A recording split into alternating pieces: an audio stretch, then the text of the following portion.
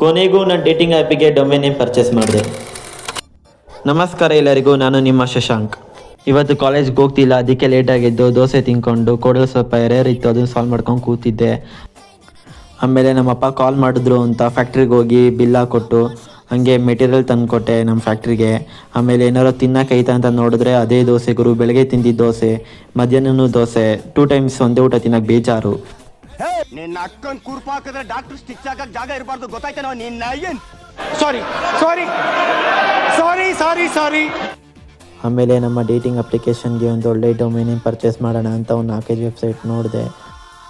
ಅಷ್ಟೊತ್ತಿಗೆ ನನಗೆ ಜಿಮ್ಮಿಗೆ ಟೈಮ್ ಆಗಿತ್ತು. ಜಿಮ್ಮಿಗೆ ರೆಡಿಯಾಗಿ ಹೋಗಿ, ಇವತ್ತು ಮಂಡೇ ನನಗೆ ಚೆಸ್ಟ್ ವರ್ಕೌಟ್ ಇತ್ತು. 6 ವೇರಿಯೇಷನ್ ಚೆಸ್ಟಿಗೆ ವರ್ಕೌಟ್ ಮಾಡಿ ಆಮೇಲೆ ನಮ್ಮ ಜಿಮ್ ಬ್ರೋಗೆ ಬಾಯ್ ಹೇಳಿ